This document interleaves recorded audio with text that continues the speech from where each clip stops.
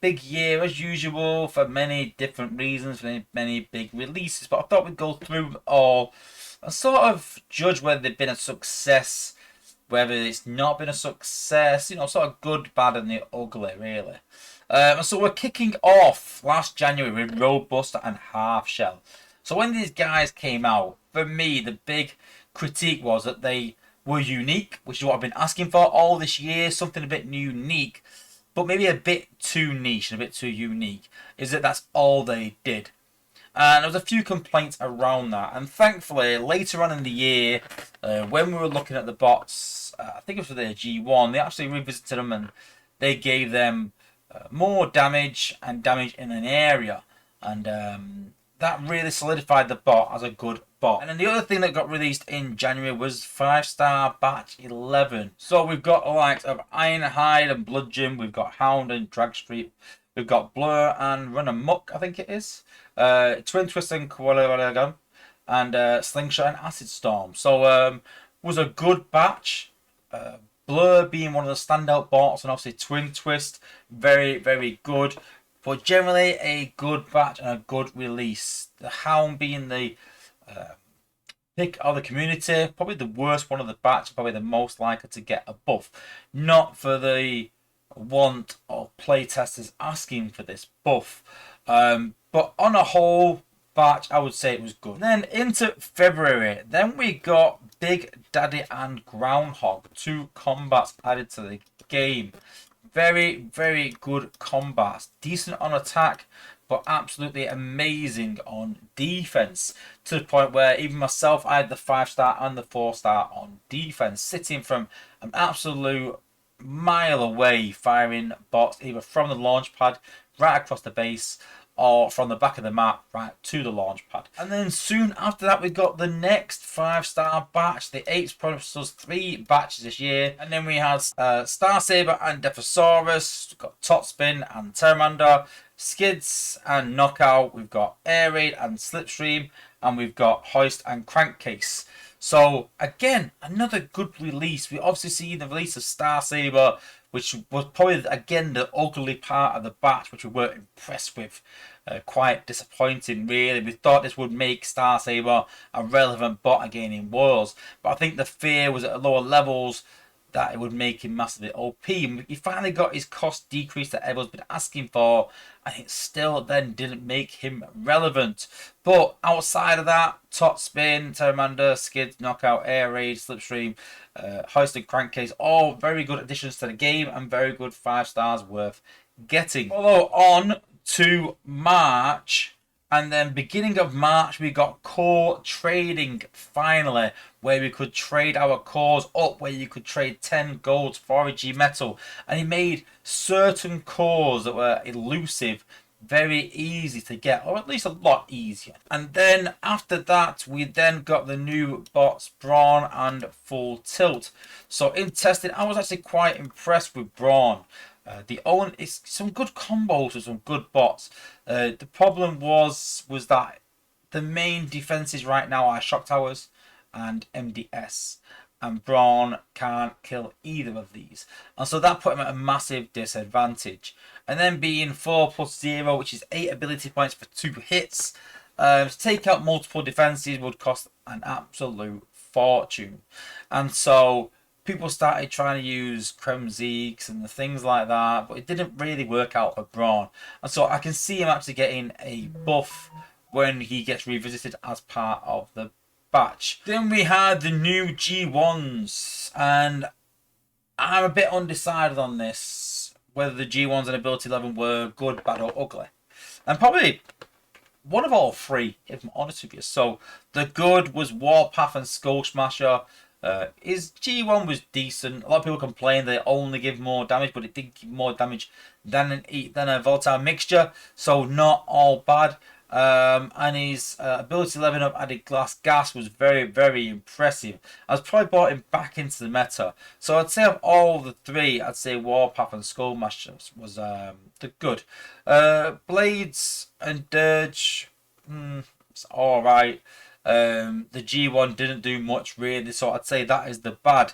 And obviously Goldfire and Ramjet were the ugly, because the ability 11, the G1 literally did nothing for the bot.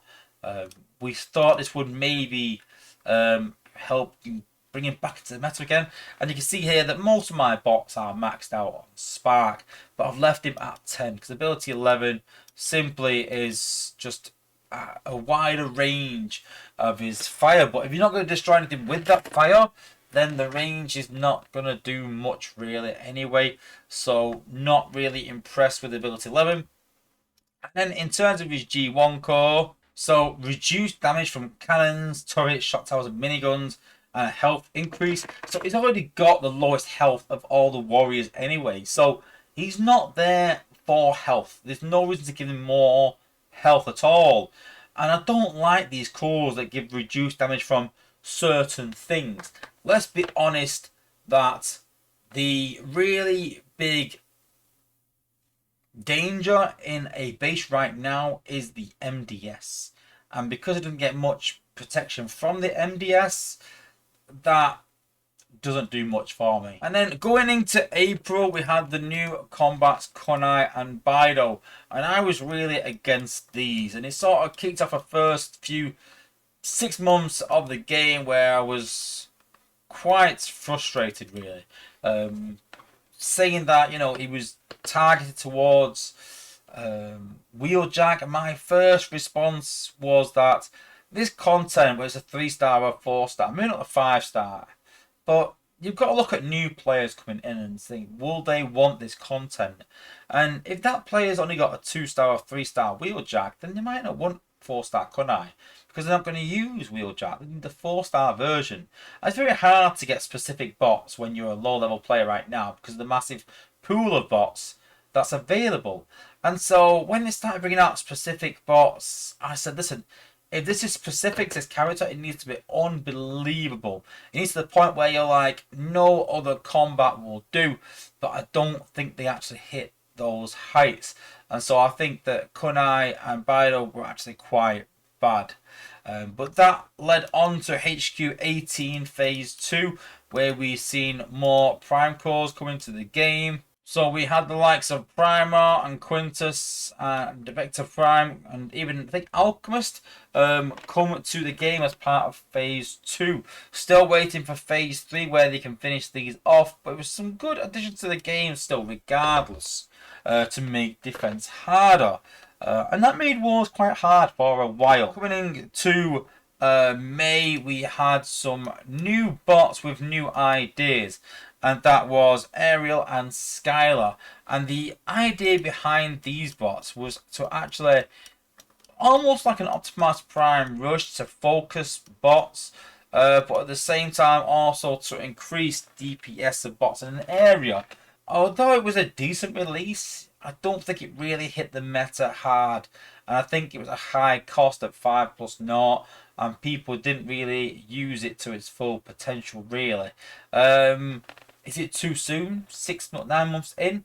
I don't think so. I think that's long enough to get into the meta. We don't really see it though. And I sort of predicted this in testing, saying that increasing in DPS, people don't really get bots for DPS. It's more for the ability and for damage that people like their bots. And so I'd like the idea that they're trying something new, more refreshing, trying to think outside the box a bit, but I don't think they quite hit it. And that's why I think on Alpha Trion and Tarn, they sort of tried to emphasize what Ariel did. I think the only problem was that it was too soon. But we'll come into that shortly. But then in June, the next release was Victory, Leo, and Tiger Chest.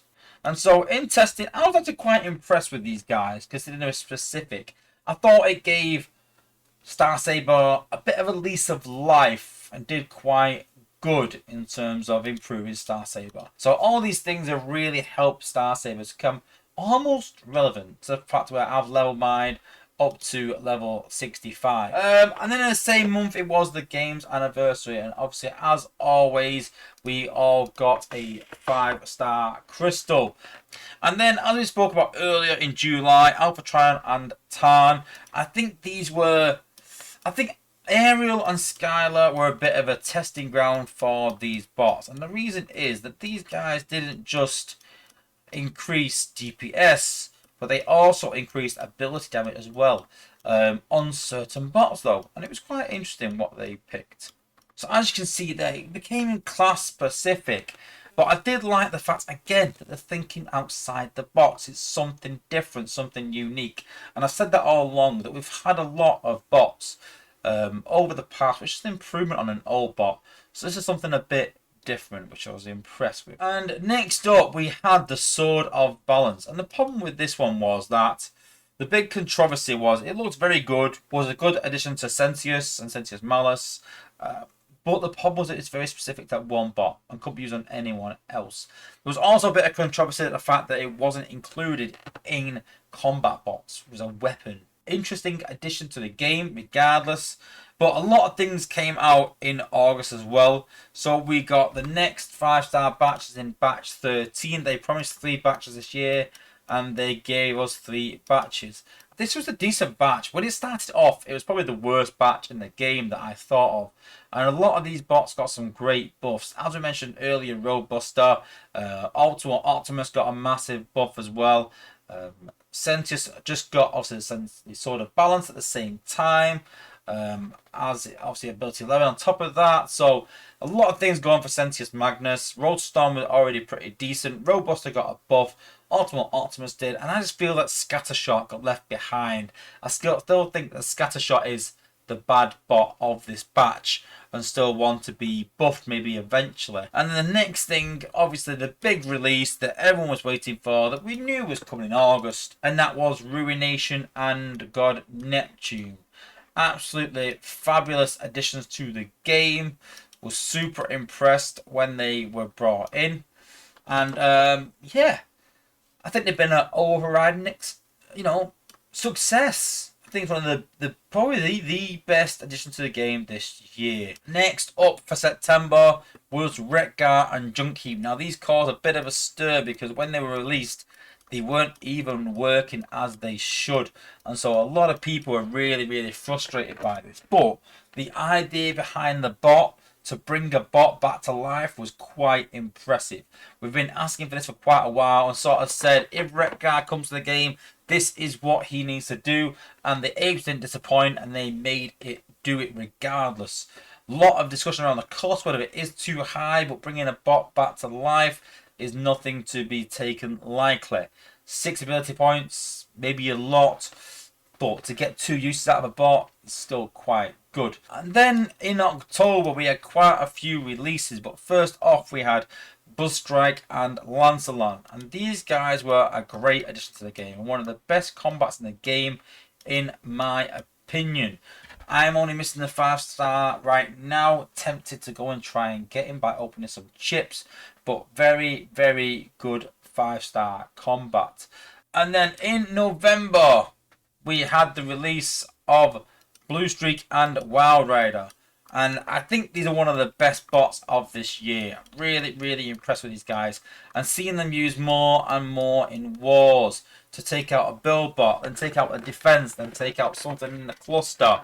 Very good bot, and again pushing the boundaries of what bots can do by not just having the ability damage static, but having it increase every time you use it. But a very good release. And then at the beginning of the month we saw the release of the new G1s and ability 11s for the likes of Smokescreen, for the likes of Starsaber again. So with everything he was getting a specific core, ability 11, 5-star version. That again, I felt he was slowly but surely getting back into the meta. Slowly. But Smokey and Sandy, absolutely amazing with Smokey's ability 11, where he had glass gas in an area, and then the Sandy rework was unbelievable. And I like the fact that they're reworking older content now, making it viable, and I see a lot of people using Sandstorm now. A very good bot. And the G1s for Snarl, Slash, Red Alert, Brainstorm, Windblade were all pretty good. Wasn't impressed with Snarl. I think we had a good chance to improve this bot. I think further down the line we will get a chance to improve this bot, but wasn't impressed with Snarl's release at all. Slashes was okay, Red Alerts was okay, Brainstorms was pretty good, Windblades was pretty good. So on the whole, I think the G1s were okay. Don't think they're unbelievable. And then we come into December, which is the most recent releases. And so again, in with the weapons, which a lot of people weren't impressed with, but the Cosmic Rust Blaster will be available soon when these weapons bundles come out. But for me, quite an underwhelming release. I like the idea of what it would do. A lot of people are impressed with it, but when I actually tested it, I don't think it was doing much different than any other core that we've got right now. Then we saw the release of 5-star Nosecone and the first ever individual endurance. Lot of mixed reviews. Reviewing old content, brilliant. The points for it were quite high for old content though that's been reworked, considering what they've put in. The timing of it in between Titan events and the old endurance wasn't great, so I think timing and relevance is really, really important, but good that they're really reworking older content. That's the best part. And then right up to modern day, we've got the release of the new Titans, the Arc and Nemesis.